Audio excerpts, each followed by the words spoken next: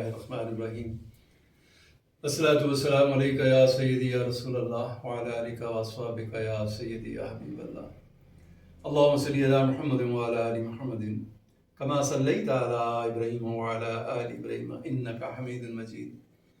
اللہم بارک علی محمد وعلی آل محمد کما بارکت علی ابراہیم وعلی آل ابراہیم انک حمید مجید۔ نہایتی واجب الاحترام میرے بزرگوں، بھائیوں، بہنوں، ماؤں، آج کل ایک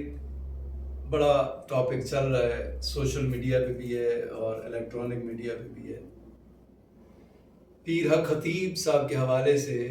ایک چینل ہے ARY اور اس کے ہمارے سید بادشاہ ہیں اقرار الحسن،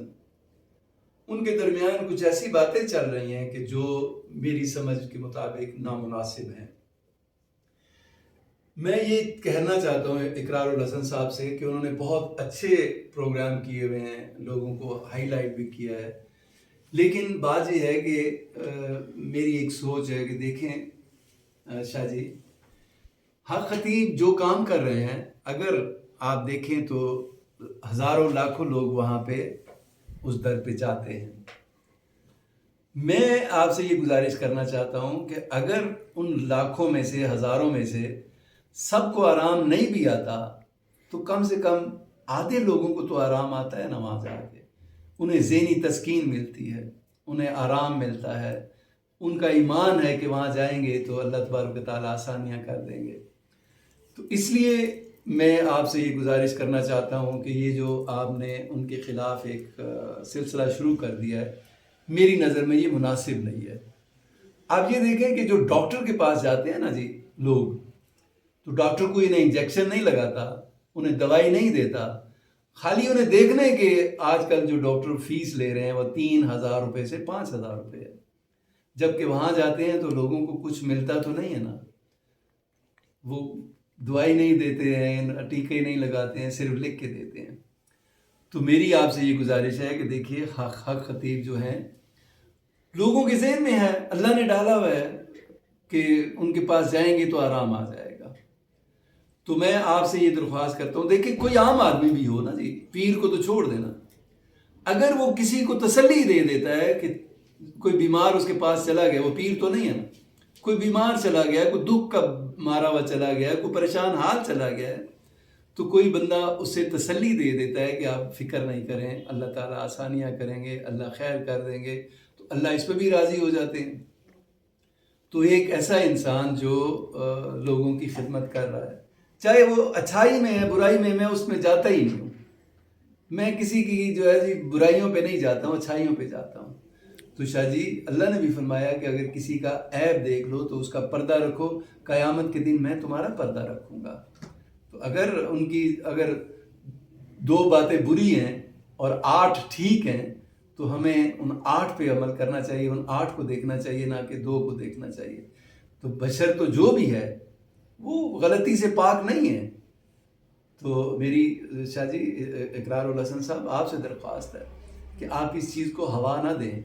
دیکھیں نا کتنی مخلوق وہاں پہ جا رہی ہے، جن کی روزی وہاں پہ لگی ہوئی ہے، لوگ وہاں پہ جاتے ہیں، وہ ٹھہراتے ہیں، کھانے دیتے ہیں،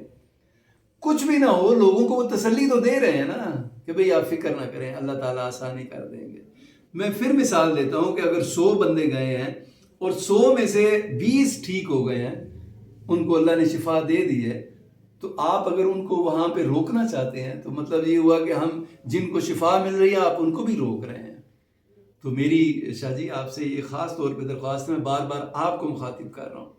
لوگ ہوا دینے والے ادھر بھی ہوں گے، آپ کی طرف بھی ہوں گے، لوگ میڈیا پہ آنے کے لیے بہت کچھ کریں گے، آپ کی وہ ہو سکتا ہے کہ حمایت پہ کچھ بھی بول دیں،